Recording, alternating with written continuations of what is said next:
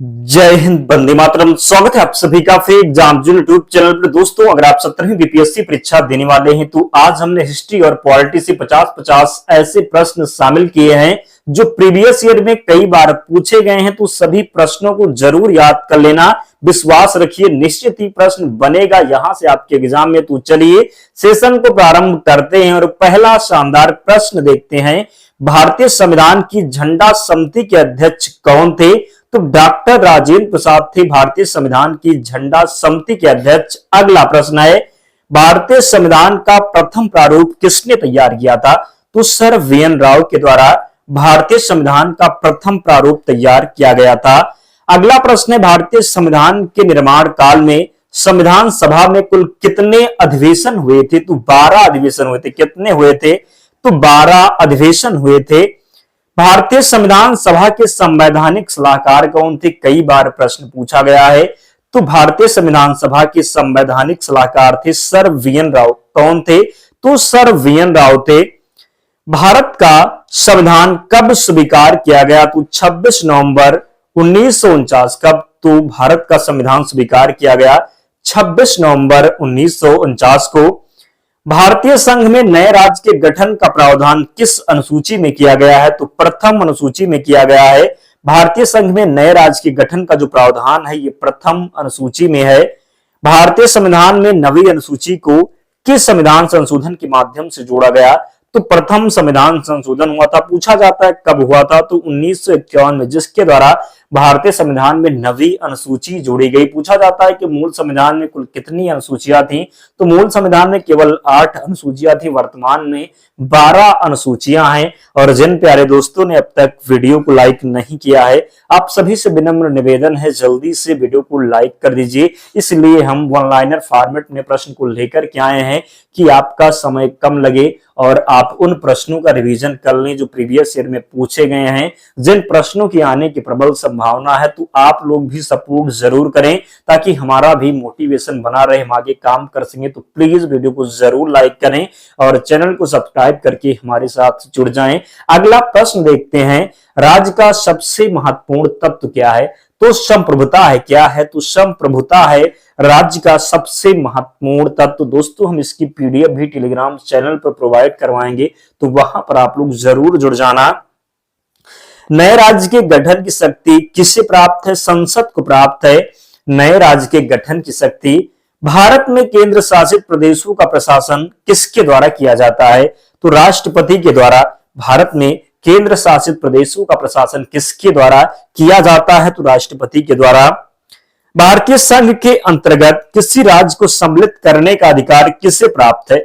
तो भारतीय संघ के अंतर्गत किसी राज्य को सम्मिलित करने का अधिकार जो प्राप्त है ये संसद को प्राप्त है। किसे प्राप्त है? तो संसद को प्राप्त है। लोकसभा में केंद्र शासित प्रदेशों के लिए अधिकतम कितनी सीटें आरक्षित हैं? तो 20 सीटें। कितने? तो 20 सीटें। केंद्र सरकार का प्रमुख कौन होता है?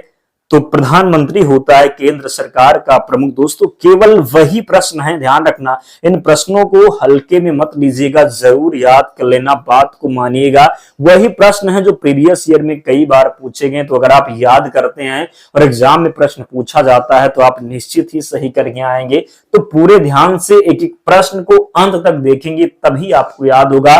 फिर पीडीएफ से आपको रिवीजन करना है। प्रधानमंत्री की नियुक्ति किसके द्वारा की जाती है?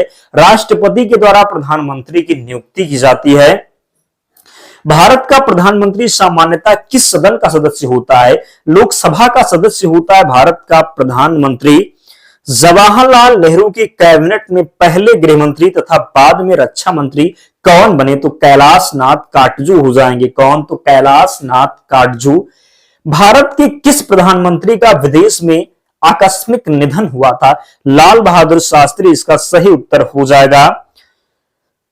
अगला प्रश्न है, लोकसभा में 2 आंग्ल भारतीय सदस्य कौन मनोनीत करता है? तो भारत का राष्ट्रपति करता था। वर्तमान में जो आंग्ल की सीटें थी एंग्लो इंडियन की, उनको हटा दिया। कितनी सीटें थे? 2 हटा दिया गया वर्तमान में, ध्यान रखना। लेकिन प्रश्न पूछ लिया जाता है। नेक्स्ट है, लोकसभा चुनाव में निर्वाचित होने के लिए किस व्यक्ति की न्यूनतम आयु कितनी निर्धारित की गई है? तो यानी लोकसभा चुनाव में कह सकते हैं लोकसभा सदस्य बनने के लिए कितने वर्ष आयु होनी चाहिए? तो 25 वर्ष है। यहीं पर अगर राज्यसभा पूछा होता तो 30 वर्ष हो जाएगा। बात करेंगे कि राष्ट्रपति बनने के लिए आयु कितनी है, तो 35 वर्ष है। राज्यपाल के लिए भी 35 वर्ष है, तो ध्यान रखेंगे, गलती नहीं करेंगे। नेक्स्ट है, उत्तर प्रदेश के पश्चात लोकसभा में सर्वाधिक सीटें किस राज्य में हैं? तो उत्तर प्रदेश के बाद महाराष्ट्र में है। कहां पर है? तो उत्तर प्रदेश के बाद लोकसभा की जो सर्वाधिक सीटें हैं ये महाराष्ट्र में है। क्षेत्रफल की दृष्टि से सबसे बड़ा लोकसभा निर्वाचन क्षेत्र कौन सा है? तो लद्दाख इसका राइट आंसर हो जाएगा। प्राक्कलन समिति का कार्यकाल कितना होता है? 1 वर्ष होता है प्राक्कलन समिति का कार्यकाल। लोकसभा के प्रथम अध्यक्ष कौन थे? जीबी मावलंकर थे लोकसभा के प्रथम अध्यक्ष, जरूर ध्यान रखेंगे। नेक्स्ट है, राज्यसभा के सदस्य का कार्यकाल कितने वर्ष का होता है? तो 6 वर्ष का होता है राज्यसभा के सदस्य का कार्यकाल। पूछा जाए लोकसभा के सदस्य का कार्यकाल कितना होता है, तो राज्यसभा का 6 वर्ष और लोकसभा का जो होता है ये 5 वर्ष होता है। राज्यसभा को उच्च सदन कहा जाता है और लोकसभा को निम्न सदन कहा जाता है। ध्यान रखेंगे, गलती नहीं करेंगे। नेक्स्ट है, बजट की रूपरेखा किस विभाग के द्वारा तैयार की जाती है? तो बजट की जो रूपरेखा है ये आर्थिक कार्य विभाग के द्वारा। किसके द्वारा? तो आर्थिक कार्य विभाग के द्वारा। कोई विधेयक धन विधेयक है अथवा नहीं, इसका निर्णय कौन करता है? तो लोकसभा अध्यक्ष करता है। कोई विधेयक धन विधेयक है या नहीं, इसका निर्णय कौन करेगा? तो लोकसभा अध्यक्ष करेगा। लोकसभा की प्रथम महिला अध्यक्ष कौन थी? तो मीरा कुमार थी लोकसभा की प्रथम महिला अध्यक्ष। राज्यसभा के लिए नामांकित होने वाली प्रथम अभिनेत्री कौन थी? तो नरगिस दत्त थी राज्यसभा के लिए नामांकित होने वाली प्रथम अभिनेत्री। भारत के प्रथम दलित मुख्य न्यायाधीश कौन थे? तो न्यायमूर्ति जी बालकृष्णन हो जाएंगे, ध्यान रखेंगे। संविधान की व्याख्या करने का अंतिम अधिकार किसे है? तो सर्वोच्च न्यायालय को है संविधान की व्याख्या करने का अंतिम अधिकार। राज्य का बात करेंगे कि राज्य का कार्यकारी एवं संवैधानिक प्रमुख कौन होता है? तो राज्यपाल होता है राज्य का कार्यकारी एवं संवैधानिक प्रमुख। राज्यपाल के वेतन और भत्ते किस निधि से दिए जाते हैं? राज्य की संचित निधि से दिए जाते हैं राज्यपाल के वेतन और भत्ते। योजना आयोग की स्थापना कब हुई? तो 15 मार्च 1950 को योजना आयोग की स्थापना हुई। बात करेंगे वर्तमान में योजना आयोग नहीं है, योजना आयोग को जो है नीति आयोग कर दिया गया। कब किया गया? तो 2015 में योजना आयोग को नीति आयोग कर दिया गया। जनवरी 2015 में योजना आयोग को नीति आयोग कर दिया गया। ध्यान रखेंगे। अध्यक्ष कौन होता है? तो जो प्रधानमंत्री होगा वही नीति आयोग का अध्यक्ष होता है। नेक्स्ट है, यहां पर दिया हुआ है कि योजना आयोग के प्रथम अध्यक्ष कौन थे? तो हमने आपको बताया जो प्रधानमंत्री होता है वही अध्यक्ष होता है। तो प्रथम प्रधानमंत्री कौन थे? पंडित जवाहरलाल नेहरू। तो अध्यक्ष कौन हो जाएंगे? पंडित जवाहरलाल नेहरू। लेकिन ध्यान रखेंगे वर्तमान में नीति आयोग है योजना आयोग। नेक्स्ट है, राष्ट्रीय विकास परिषद की अध्यक्षता कौन करता है? तो राष्ट्रीय विकास परिषद की अध्यक्षता भारत का प्रधानमंत्री कौन? तो भारत का प्रधानमंत्री। नीति आयोग का अध्यक्ष कौन होता है? प्रधानमंत्री। हमने आपको पिछले प्रश्न में ही बताया। भारत के मुख्य चुनाव आयुक्त किसके द्वारा नियुक्त किया जाता है? तो राष्ट्रपति के द्वारा।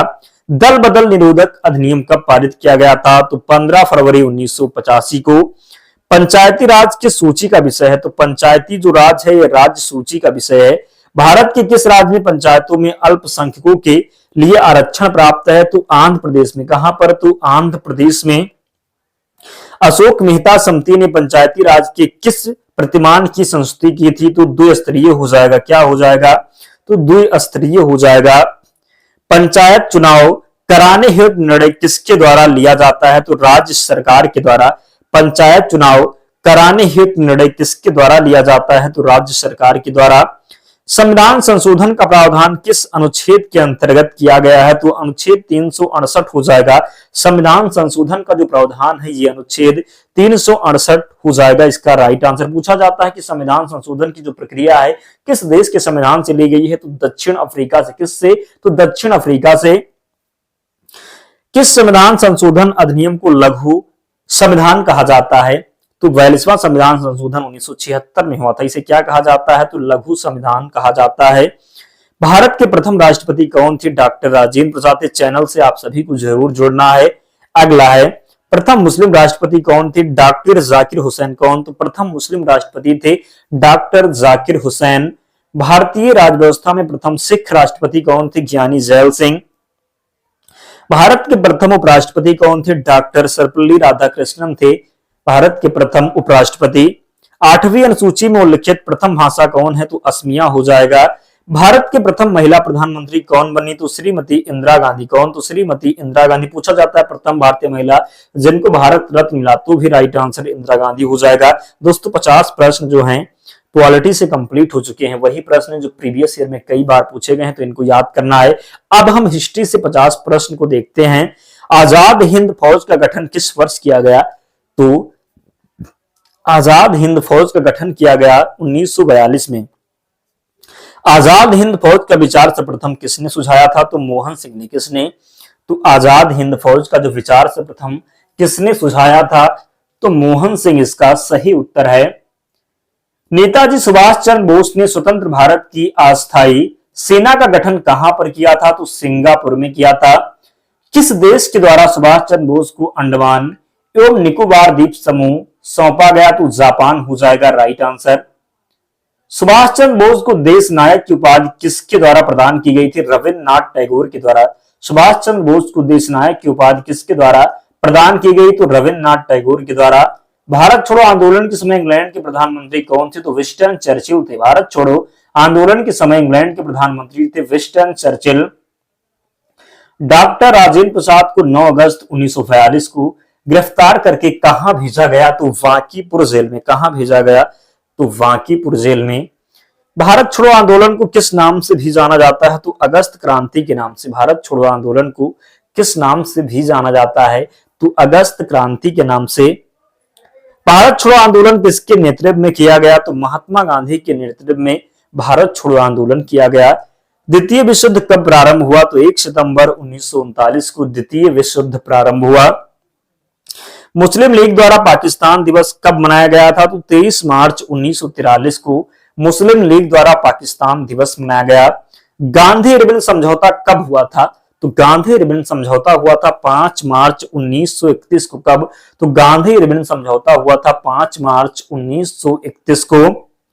गांधी रिबन समझौता में किस आंदोलन का स्थगन किया जाना प्रस्तावित था? तो सविनय अवज्ञा आंदोलन। क्या हो जाएगा? तो गांधी रिबन समझौता में किस आंदोलन का स्थगन किया जाना प्रस्तावित था? तो सविनय अवज्ञा आंदोलन।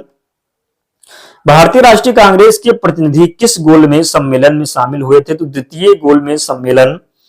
द्वितीय गोलमेज सम्मेलन में कांग्रेस का प्रतिनिधित्व किसने किया था? महात्मा गांधी ने किया था। पूना पैक्ट किस वर्ग से संबंधित है? दलित वर्ग से संबंधित है पूना पैक्ट। वी.आर. अम्बेडकर व गांधी जी के मध्य कौन सा समझौता हुआ था? पूना जो समझौता हुआ था, पुणे समझौता, ये वी.आर. अम्बेडकर और गांधी जी के मध्य हुआ था। दलित वर्गों का संघ किसने स्थापित किया था? तो डॉक्टर भीमराव अंबेडकर ने दलित वर्गों का संघ स्थापित किया था। खिलाफत आंदोलन के प्रमुख नेता कौन थे? तो शौकत अली मोहम्मद अली थे। खिलाफत आंदोलन के प्रमुख नेता कौन थे? तो शौकत अली और मोहम्मद अली। भारतीय संविधान बात करेंगे। भारतीय राष्ट्रीय कांग्रेस ने पहला असहयोग आंदोलन किस वर्ष प्रारंभ किया था? तो वर्ष 1920 में। असहयोग आंदोलन के दौरान किस व्यक्ति ने अपनी वकालत छोड़ दी थी? तो चित्तरंजन दास ने। किसने? तो चित्तरंजन दास ने। स्वराज का नारा गांधी जी ने कब दिया था? तो असहयोग आंदोलन के समय गांधी जी ने स्वराज का नारा दिया था। गांधी जी के राजनीतिक गुरु कौन थे? गोपाल कृष्ण गोखले थे गांधी जी के राजनीतिक गुरु। भारत के स्वतंत्रता संघर्ष के दौरान सबसे पहले सत्याग्रह किसने किया था? महात्मा गांधी ने। किसने कहा था कि विदेशी वस्तुओं की बर्बादी ही उनके साथ सर्वोत्तम व्यवहार है? तो महात्मा गांधी ने कहा था। महात्मा गांधी को सर्वप्रथम राष्ट्रपिता कहकर किसने संबोधित किया था? तो महात्मा गांधी को सर्वप्रथम राष्ट्रपिता कहकर संबोधित किया था सुभाष चंद्र बोस ने। दोस्तों आप लोग वीडियो तो देख लेते हैं लेकिन लाइक नहीं करते हैं, ना ही चैनल को सब्सक्राइब कर दें, तो प्लीज यार आप लोग भी सपोर्ट करें ताकि हमारा भी मोटिवेशन बना रहे। देखो मेहनत हम आपके लिए ही करते हैं, प्रश्न वही लेकर के आते हैं जो प्रीवियस ईयर में पूछा गया, तो आप सभी का भी कर्तव्य बनता है कि सपोर्ट जरूर करें। तो प्लीज वीडियो को जल्दी से लाइक कीजिए और चैनल को जरूर सब्सक्राइब कर लें। मुस्लिम लीग की स्थापना कहाँ हुई थी? तो ढाका में।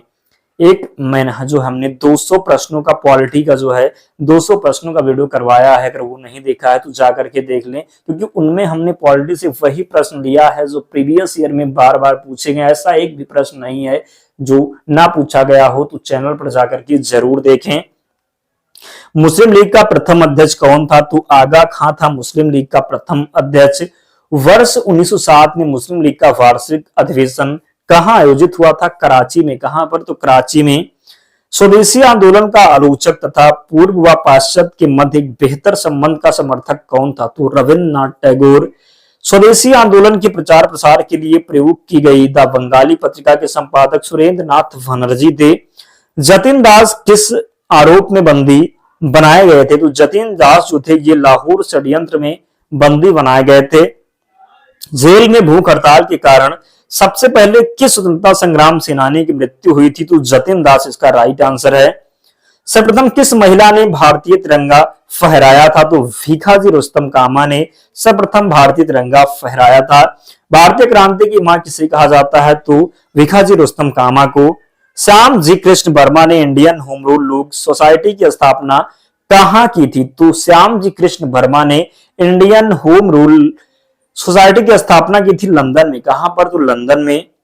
कामागाटा मारू प्रकरण किस देश से संबंधित है? तो कामागाटा मारू जो प्रकरण है ये कनाडा से संबंधित है। कहां से? तो कामागाटा मारू प्रकरण कनाडा से संबंधित है। भारतीय राष्ट्रीय कांग्रेस की पूर्ववर्ती संस्था किससे माना जाता है? इंडियन एसोसिएशन को। राजनैतिक सुधारों को लेकर विरोध करने वाले पहले भारतीय कौन थे? सुरेंद्र नाथ बनर्जी थे। राजनीतिक सुधारों को लेकर के विरोध करने वाले पहले भारतीय। भारत संघ के संस्थापक कौन थे? तो सुरेंद्र नाथ बनर्जी। हाली पद्धति किससे संबंधित थी? बंधुआ मजदूरी से। बहुजन समाज के संस्थापक कौन थे? तो मुकुंद राव पाटिल।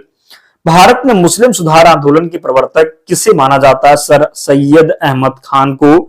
गुलामगिरी पुस्तक के लेखक कौन है? तो ज्योतिबा फूले गुलामगिरी पुस्तक के लेखक हैं।